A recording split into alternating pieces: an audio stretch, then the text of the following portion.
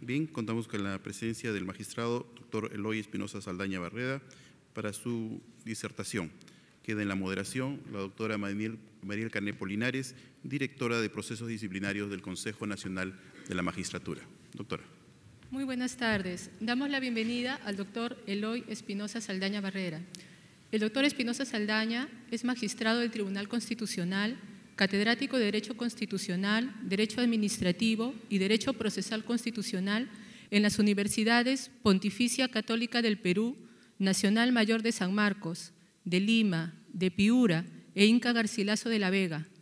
Además, profesor principal coordinador y exdirector general de la Academia de la Magistratura, integrante de las mesas directivas de las asociaciones peruanas de Derecho Administrativo y Derecho Procesal, así como del Consejo Directivo de la Red de Docentes en Derecho Constitucional y del Instituto Iberoamericano de Derecho Procesal Constitucional.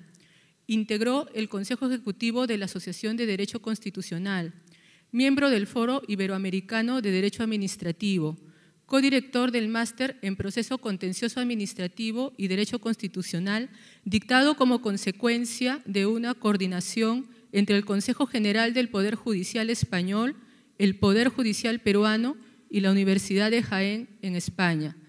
Invitamos al doctor Espinosa Saldaña a hacer su exposición.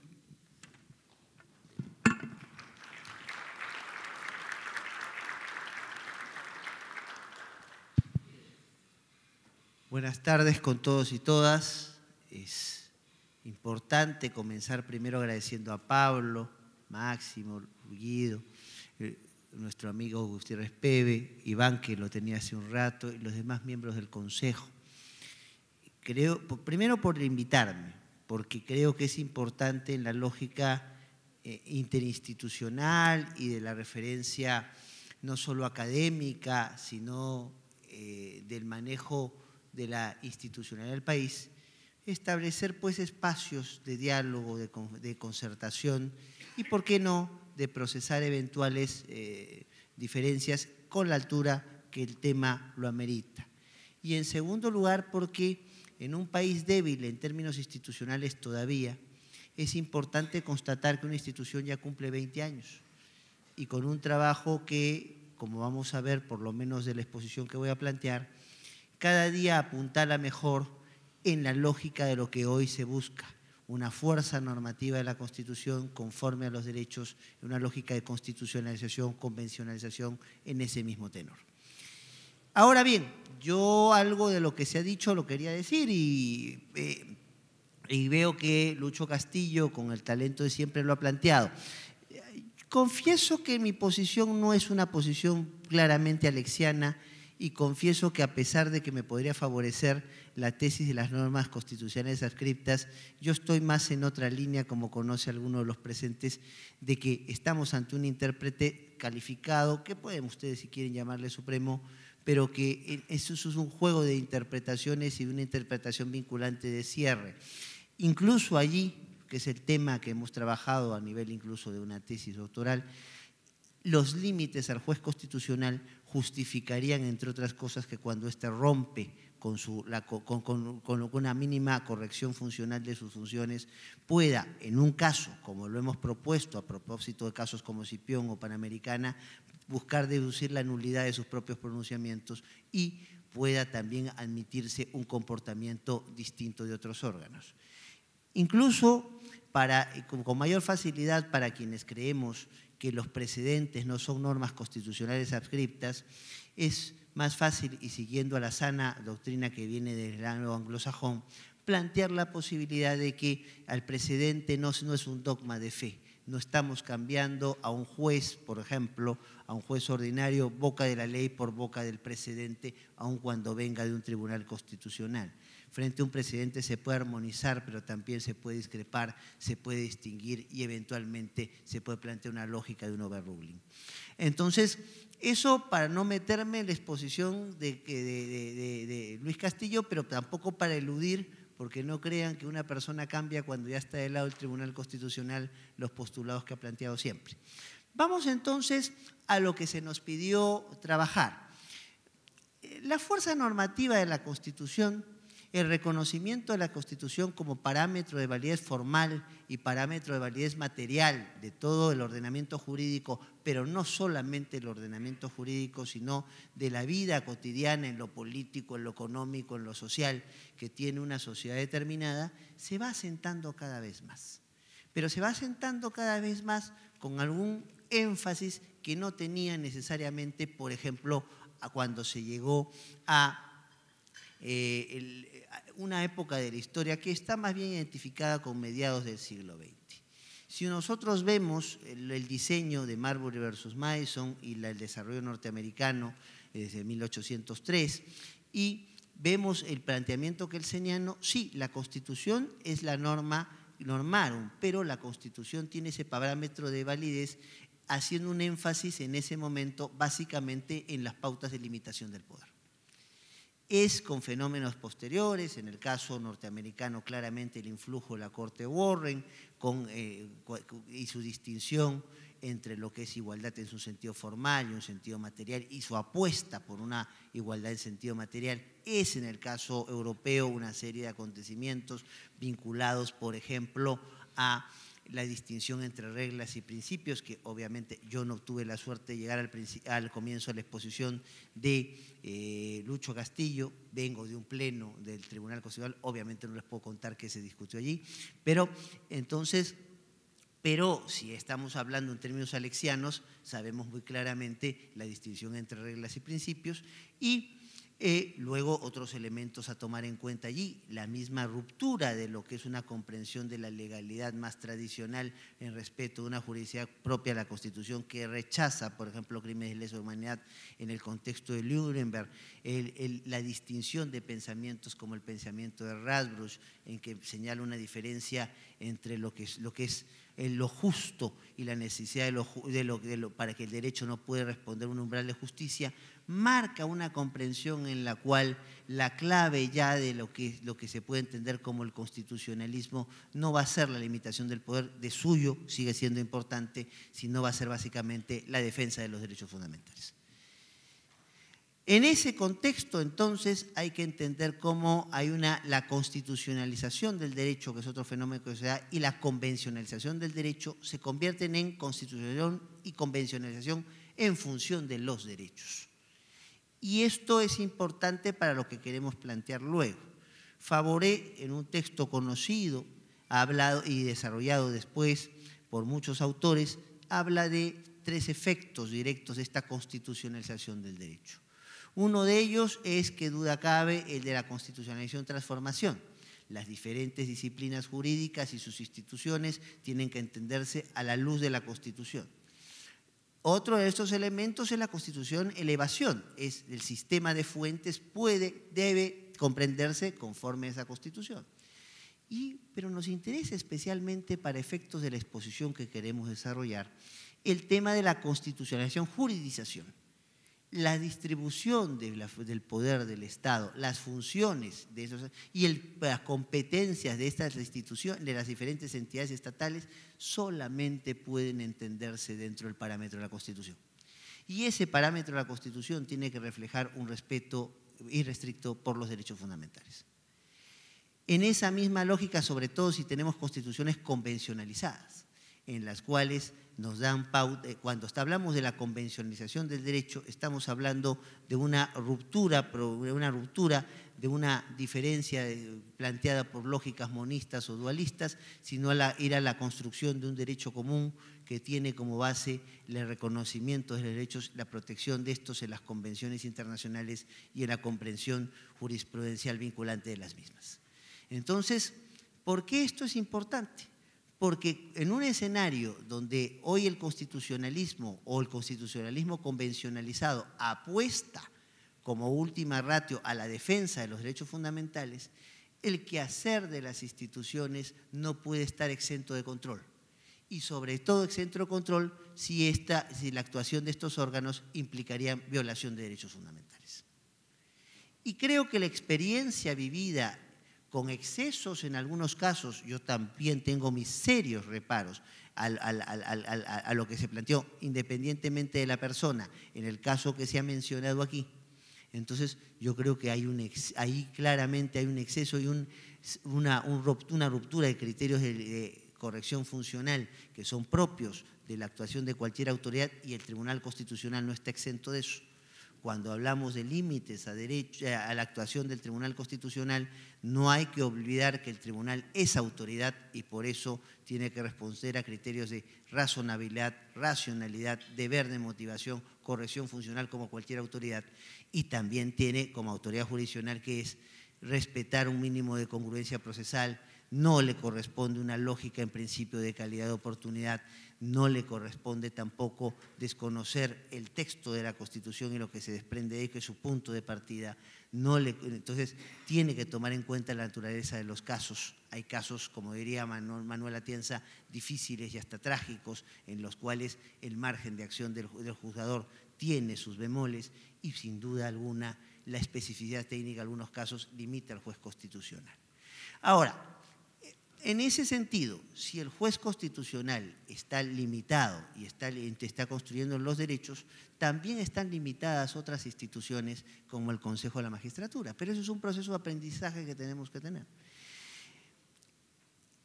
Si vamos a mirar las atribuciones del Consejo y la jurisprudencia desarrollada por el Tribunal en estos casos, vamos a ver tres grandes ejes: el eje de la ratificación, el eje de la destitución y el eje del nombramiento.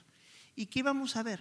Un ejercicio en el cual el Consejo Nacional de Magistratura ha hecho sus deberes, y yo creo en líneas generales bien. ¿Por qué?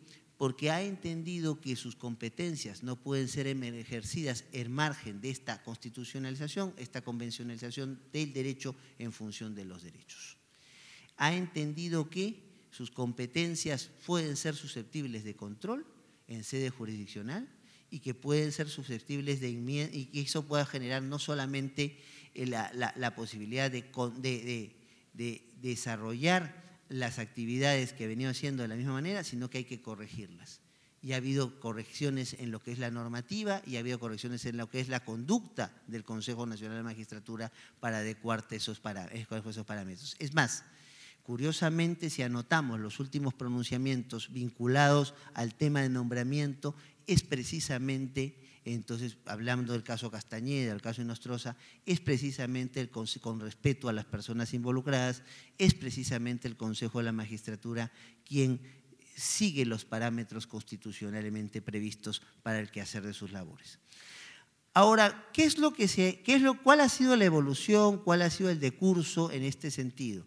El Tribunal Constitucional, por un lado, comenzando a poner en estos escenarios con acierto y a veces con desacierto, como se ha planteado aquí, marcos garantistas para las actividades del Consejo. Y el Consejo, actuando creo que en líneas generales bien, admitiendo esos márgenes garantistas y reformando sus prácticas y reformando su normativa para el tratamiento de ciertos temas. Sin duda, este proceso puede para algunos ser insuficiente, incompleto, pero constatamos que es un avance en una institución todavía joven, porque 20 años en términos institucionales es casi un suspiro. ¿Qué es lo que se ha planteado entonces en el tema de las ratificaciones? Veamos, en primer lugar, la discusión sobre si hay la revisabilidad de los pronunciamientos del Consejo y el tema de la discusión del plazo o cómo se computa el plazo. Recuerden, los que son un poquito menos jóvenes aquí, que la discusión sobre el plazo previsto de 7 años en la Constitución no era un tema del todo claro. Entonces, eso se define en el caso González Ríos. En el caso González Ríos, lo que se va a plantear es un momentito las decisiones. No se puede hacer una lectura literal de la Constitución, hay que hacer una lectura integral de la Constitución y en una clave de constitucionalización, que es también convencionalización en función de los derechos. No puede desconocerse que el respeto de derechos fundamentales obliga a todos y obliga también al Consejo Nacional de la Magistratura. Entonces, eso permite que si el Consejo Nacional de Magistratura interpreta mal el tema del plazo para poder ser sometido a una ratificación, esa decisión pueda ser revisable en sede jurisdiccional por el Tribunal Constitucional en defensa de los derechos fundamentales que se pudieran perjudicar. Pero ese derrotero también avanza, y avanza con pronunciamientos, por ejemplo, como el del caso Marchán Apelo, cuando ahí se plantea la obligatoriedad en un procedimiento de ratificación de una audiencia para conocer precisamente las posiciones de quien está siendo sometido a ratificación. Y ese proceso avanza, aunque insuficientemente en la redacción de la sentencia, cuando se dice que tiene que haber un traslado de las imputaciones, que es lo que ocurría en reglamentos iniciales del Consejo Nacional de Magistratura. Se recibían imputaciones contra los magistrados sometidos del Poder Judicial o del Ministerio Público sometidos a ratificación, pero entonces no había ninguna obligación de traslado de esas imputaciones. Y podía darse una audiencia donde conversaba de muchos temas, probablemente muy interesantes, pero había ciertos elementos en los cuales no se ponían necesariamente en conocimiento de quien estaba siendo sometido a ratificación, pero sin duda podían incidir en la respuesta que se tomaba en estos casos. Eso se plantea en el caso Peña Bernaola. El Tribunal Constitucional explicita que hay que hacer traslado de imputaciones, aunque eso no afecta en el sentido de la sentencia, con lo cual para el caso concreto esto no tuvo demasiada incidencia, aunque sí tuvo incidencia importante porque fue una de las primeras modificaciones significativas que se hizo a los reglamentos de ratificaciones del Consejo de la Magistratura. Con lo cual ya vamos viendo cómo se da el fenómeno. El tribunal apuntala ciertos criterios y el Consejo va entendiendo que hay que enmendar ciertas planas y va asumiendo determinadas responsabilidades en el ámbito que corresponde. El tema siempre en ratificaciones sensibles es el tema de la motivación. Y allí el Tribunal Constitucional tampoco estuvo demasiado fino, hay que ser claros. Yo creo que la sentencia Almenara no se sostiene y no se sostenía en su momento. Yo creo que no se puede argumentar que estamos ante competencias privativas para evitar la necesidad de motivar. Toda autoridad tiene que motivar sus decisiones. Y eso se fue rectificando en el tiempo, conocemos el íter de esta situación, viene el caso Álvarez Guillén, viene el caso Lara Contreras y llegamos a un escenario en el cual se hace obligatorio motivar los pronunciamientos del Consejo Nacional de la Magistratura cuando de ratificaciones se trata. Dejo entonces el tema de ratificaciones a un lado, no porque sea no importante, sino porque la única tiranía que tenemos que soportar es la del tiempo, y hasta donde tengo previsto, un expositor de lujo como Adolfo Alvarado Belloso está aquí a las 4, y creo que para todos va a ser bastante más interesante escucharlo a él que escucharme. Entonces, en ese sentido, trataré de ir directamente a los puntos que faltan de lo mío. Vamos entonces al otro punto de competencia importante del Consejo Nacional de Magistratura, que es sin duda el tema de la destitución. Independientemente que se coincidan con las 3 sentencias del caso Ugalde, queda claro que sobre todo en la primera y en la tercera de estas sentencias, el Tribunal Constitucional desarrolla y le plantea al Consejo Nacional de Magistratura la necesidad de un marco garantista de derechos en el ejercicio de la decisión de destitución. ¿Se puede destituir? Sí. ¿Se debe destituir? Sin duda, pero no se puede destituir de cualquier manera. Y para poder hacer un procedimiento de destitución hay que cubrir con ciertas garantías básicas, vinculadas sobre todo en el caso Ugalde al tema de motivación. La suspicacia, por ejemplo, que siempre va a generar sostener destituciones en consideraciones basadas en conceptos jurídicos indeterminados es preocupación, por ejemplo, del primer caso Ugalde. La determinación de los alcances de lo que significa motivar es la preocupación del tercer caso Ugalde, independientemente, repito, de coincidamos o no con las conclusiones del mismo. El caso también importante en temas de destitución para determinar qué materias justifican una destitución de un magistrado, si todos sus comportamientos lo involucran o solamente los que tienen que ver con el ejercicio del cargo. Es sin duda un caso importante para dilucidar esto, el caso de Valdivia Can.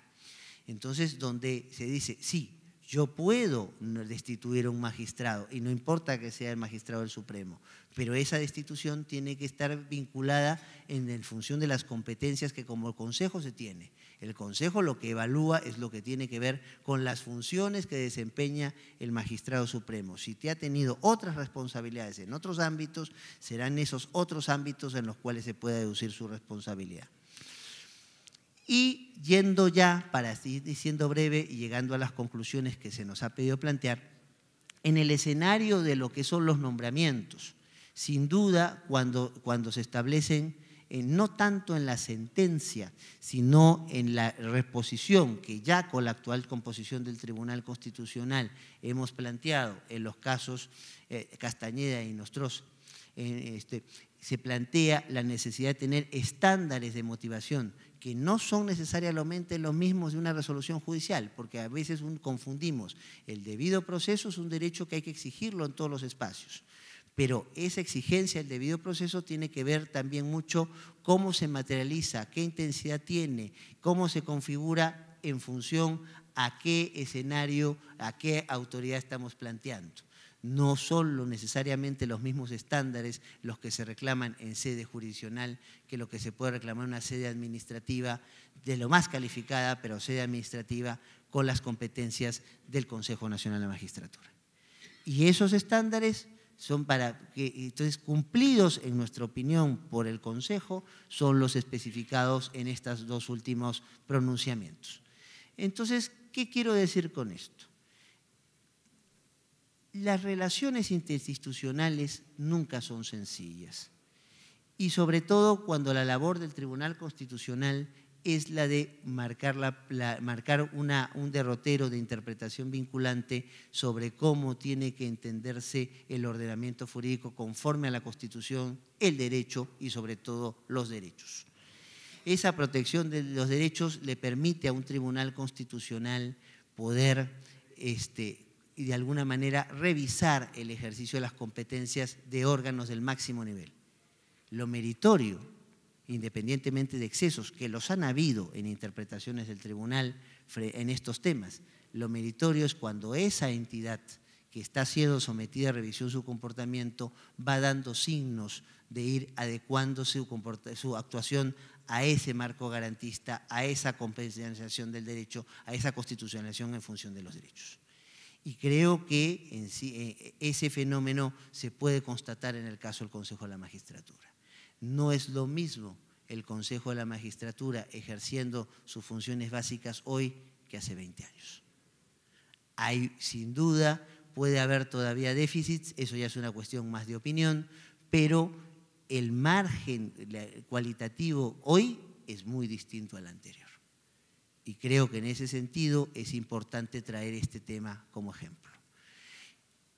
Justamente ya estoy en la hora que se planteaba, espero haber sido por lo menos claro en lo que se me pidió sugerir y quedo a la disposición de las preguntas que tengan a bien formularme. Reitero mi agradecimiento al Consejo por su invitación. Gracias.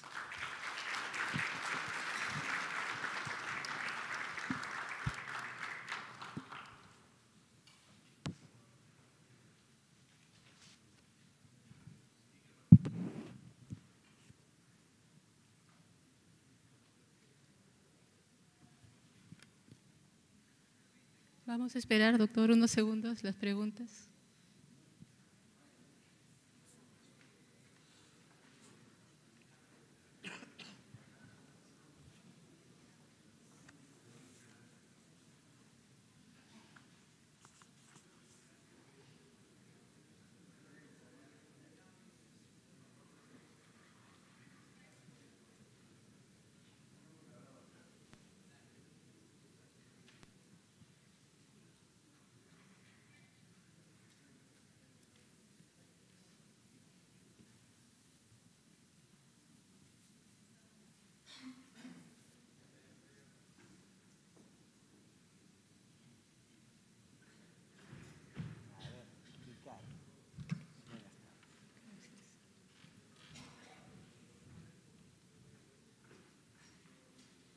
Nos alcanza una pregunta que es la siguiente. En la sentencia Huatuco, el Tribunal Constitucional ha resuelto contrario a la Constitución, contraviene el derecho fundamental al trabajo?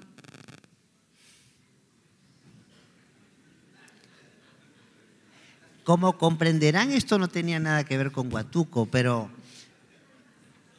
yo no voy a eludir la pregunta. Nunca he eludido una pregunta. Aquí hay algunos magistrados que han sido alumnos míos y muchos, aunque no lo hayan sido, son amigos míos y saben que yo nunca eludo una pregunta.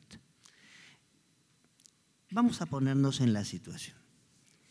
¿Qué es lo que plantea en un caso de suyo polémico como es el caso Huatuco? Que fue tal vez de los 3 precedentes que ha sacado este tribunal, esta composición del tribunal, el más difícil de acordar y el más difícil de votar. La idea que se plantea en el caso Huatuco es cuál es la comprensión que hay que darle a ese artículo de la Constitución que dice medio adecuado para revertir una situación de planteado de despido. Y en esa lógica, entonces, ¿qué es lo que se había planteado la jurisprudencia del tribunal? La jurisprudencia del tribunal, y hay que ser completamente honestos en este sentido, independientemente que también por lo que uno escribe, saben cuál es mi criterio, que siempre es una lógica de tratar de ser pro trabajador. Entonces, le había dicho, en el caso Telefónica, le había hecho decir a la Convención de San Salvador lo que no dice. La Convención de San Salvador no hace una apuesta por la reposición. La Convención de San Salvador deja la posibilidad que los estados escojan si reponen o indemnizan. La lectura que hizo una anterior composición del tribunal no solo le hacía decir a la San Salvador lo que no dice, sino en función de eso aplicó el control difuso, que en ese caso ya no era solamente supuestamente uno de constitucionalidad, sino con pretensiones de convencionalidad a una ley entonces vigente para regular temas laborales. Y ese decurso nos lleva a que, sin hacerse mayor distinción a todos los trabajadores que están en ciertas condiciones dentro del sector público, se les da el mismo tratamiento cuando estamos ante un despido arbitrario. ¿Son las mismas condiciones las de estos trabajadores? ¿Es lo mismo un trabajador que llega por concurso? ¿Es lo mismo un trabajador que llega producto de un proceso de evaluación que aquel que llega por designación y muchas veces porque tiene mejores amigos que otros? ¿Tenemos carrera pública en el Perú?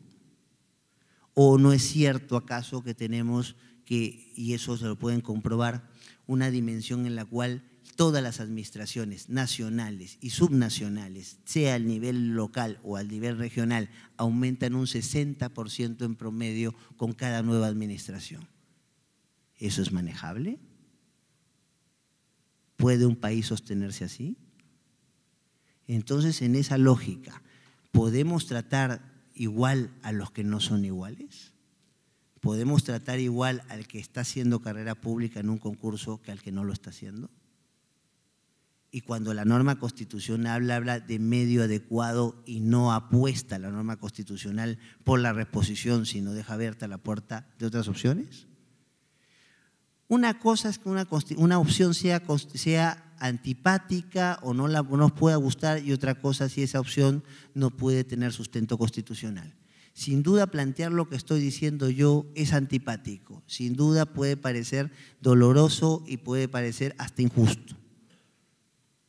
Pero el margen constitucional para poder asegurar valores, fines constitucionales establecidos, como por ejemplo una carrera pública ordenada, coherente, un empleo público sostenido, amerita pues tomar ciertas decisiones. Ningún ejercicio de ningún derecho es absoluto y admite límites razonables por ejercicio de otros derechos y por bienes constitucionalmente protegidos. Sí, es una decisión difícil. No es una decisión con la cual uno vaya a ganar popularidad, pero si queremos que haya ciertas cosas que se redimensionen en el país, a veces hay que tomar este tipo de decisiones. Bueno, ¿viene algún otro caso al Tribunal Constitucional o vamos a hablar sobre la jurisprudencia vinculada al Consejo Nacional de Magistratura? Yo puedo hablar de todo, con todo gusto, ¿eh? Entonces sí. Otra pregunta, doctor. ¿qué opinión le merece que la motivación de las resoluciones sean controladas disciplinariamente, sin que medie proceso o acto de corrupción? Cuidado. Aquí hay que distinguir varios planos. Y además que la pregunta hace una aseveración que hay que poner en evaluación. En primer lugar, toda autoridad tiene que motivar y toda decisión entonces de una autoridad admite un control de motivación. Y el juez y el fiscal también cuando actúan son susceptibles de un control de motivación. Dos. Si lo que vamos a discutir es si la sede disciplinaria es la más recomendable para ello, entonces estamos en otro nivel de discusión. Estamos en el nivel de discusión sobre si en un comportamiento de falta de motivación o de motivación, de algún problema con la motivación, puede justificar a su vez una sanción de carácter disciplinaria. Y la respuesta es que en ciertos supuestos excepcionales sí. Porque si la falta de motivación tiene ciertas características, puede configurar una inconducta funcional. Entonces, en tanto y en cuanto ese problemas de motivación nos llevan a una inconducta funcional, que es la responsabilidad de un órgano disciplinario, sí puede haber un control de motivación. El problema es cuando a veces los que están o estamos o hemos estado en espacios disciplinarios, nos emocionamos y queremos hacer el trabajo que corresponde a otros y no entendemos que esta es una facultad excepcional para situaciones excepcionales y queremos meternos en todo. A un órgano disciplinario no le corresponde decir cómo hay que interpretar las cosas. A un órgano disciplinario le corresponde corregir si hay una interpretación con una motivación tan grosera que justifica por lo menos hacer una investigación para hacer si hay indicios razonables de una inconducta funcional. Bueno, agradecemos la brillante exposición del doctor Eloy Espinosa Saldaña Barrera. Muchas gracias a ustedes. A continuación, doctor, a nombre del señor presidente y del Pleno del Consejo Nacional de la Magistratura, le hacemos entrega de este presente.